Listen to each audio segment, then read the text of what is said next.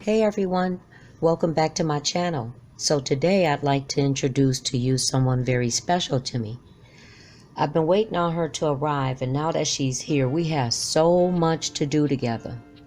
And let me tell you, she's the best client anyone could ever ask for. She's never late, she never cancels, she doesn't play on her phone, she keeps her hands the way I tell her to, and she loves anything I do to her nails. Most importantly, she's always available for practice.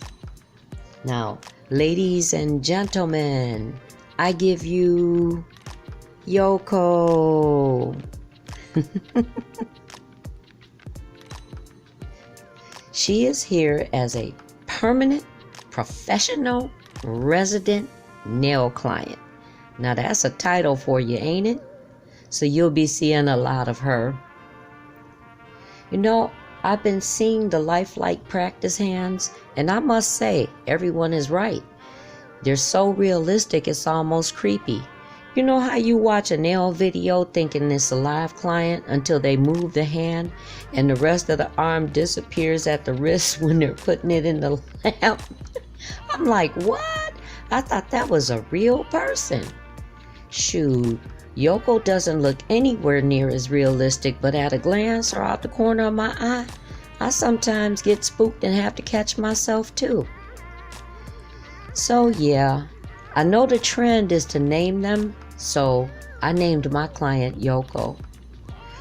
Yoko is a less expensive brand than more of the realistic hands I've seen, but I prioritize getting products first. Then I decided to get a practice hand that I could afford that still looked realistic enough. So Yoko came to me by way of Amazon, and she missed out on the big haul that I did. I don't know. Maybe it was meant to be so she could have her own spotlight and 5 minutes of fame. Now there were a couple of things about Yoko.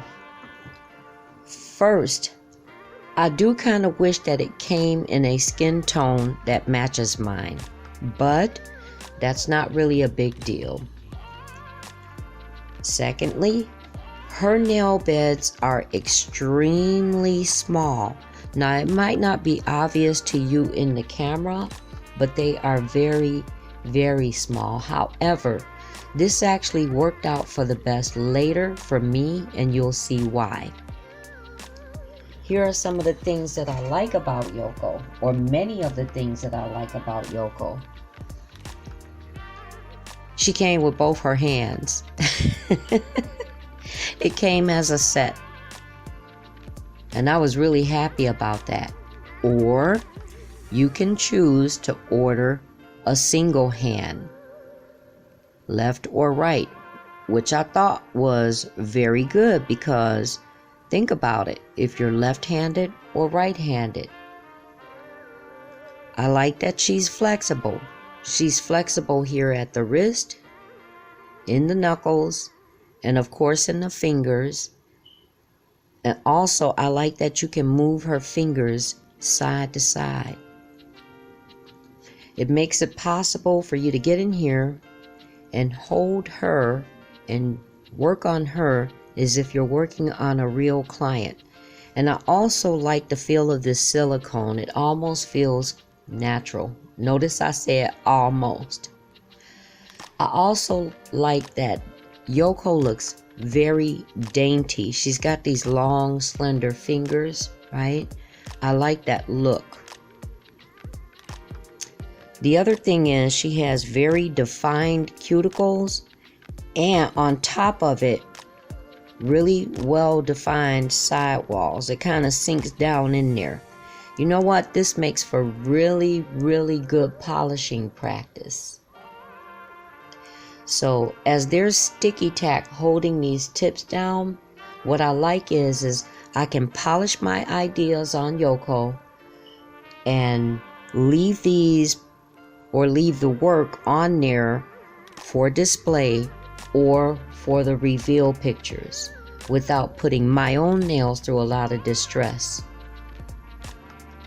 So now about these small nail beds.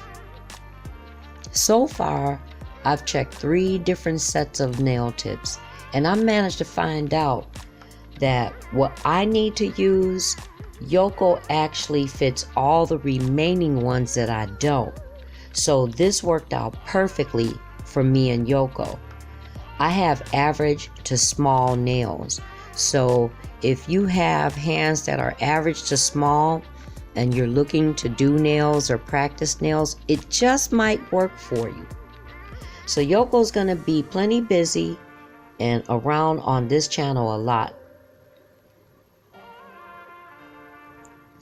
For my first experiment, Yoko's first nail service, we're going to do a cat eye set from the Makartt Magnetic Nail Polish Gel Kit. We'll set up for it and we'll be right back. Okay guys, so I've cleaned Yoko up as best as I can. There is still some residue on her from previous practices that I've done, and I did use some acetone to kind of clean her down, but I don't want to use too much so to cause damage to the silicone. So you may see a little bit left, which isn't too bad. But I also wanted to show you how I do the sticky tack. I got this idea from some other YouTubers. Quite a few of them do this, and I thought it was pretty ingenious. So what I do, I create like a little tube of clay, and I put it down the middle, because when you press down, it's going to spread out. I don't put it all the way into the cuticle so it doesn't spill out. And I just take the tip, push it down into the cuticle, and then press. And there you have it. The tip is just the right size for her nail wells. So perfect. You'll get a feel or for how much to use as you continue to do this. I could look and tell, like I used too much there, but I'm gonna keep it like that. Oh, and my nails, I took those off. You saw those white nails. That was like an experiment with regular white polish, and I was trying to create a milky white out of it. So I took those off.